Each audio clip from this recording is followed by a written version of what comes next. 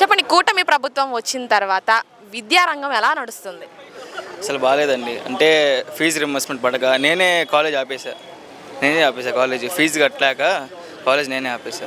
మరి ఇప్పుడు ఎట్లా మీరు చదువుకోకపోతే రేపటి రోజున మీకు జాబ్సే కానీ ఇవన్నీ ఎలా ఉంటాయి? చదువుకుంటా అంటే మళ్ళీ డిగ్రీ జాయిన్ అవుదాం అనుకుంటున్నా. ఇప్పుడు డిగ్రీ చదివా, మళ్ళీ ఆపేసా. సెకండ్ ఇయర్లోనే ఎగ్జామ్స్ రాసి, ఫస్ట్ ఇయర్ ఎగ్జామ్ రాసి ఆపేసా. మళ్ళీ తర్వాత జాయిన్ అవుతా.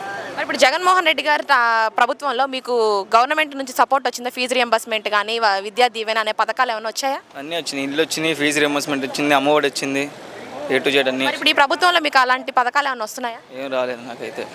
మరి ఇప్పుడు ఆయన ఇస్తారంటారా? కూటమి ప్రభుత్వంలో మీకు సపోర్ట్ అనేది వస్తుందంటారా గవర్నమెంట్ నుంచి? ఏం రాదు. సూపర్ 6 పథకాలు అన్నారు, వస్తున్నాయా? వచ్చినాయి. మొన్నే బస్సు వచ్చింది, మా అమ్మ ఎక్కిళ్ళింది, ఫ్రీ బస్సు రోజు తిరుగుతుంది మా అమ్మ. ఇప్పుడు రేపు 12వ తారీఖున ఫీజు పోరు అనే ఒక పిలుపునిచ్చారు కదా జగన్మోహన్ రెడ్డి గారు.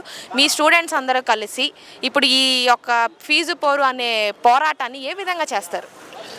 భారీ ఎత్తున బాగా చేస్తామండి.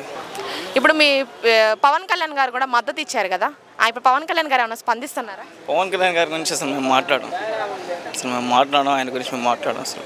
ఆయన కూటమి ప్రభుత్వం రాగానే మీకు చేయాల్సినవన్నీ మేము మంచిగా చేస్తాము, గవర్నమెంట్ నుంచి మీకు అన్ని విధాలా సపోర్ట్ ఇస్తాము అంటున్నారు కదా, ఏం సపోర్ట్ 9 నెలలు అవుతుంది, అసలు ఆయన ఏమన్నా పట్టించుకుంటున్నారా? ఏది చేయలేదు అసలు. రోడ్లు ఒకటే వేస్తున్నారు, రోడ్లు ఒకటే వేసేది, ఏది చేయలేదు. అభివృద్ధి ఏమీ లేదంటారా? లేదు.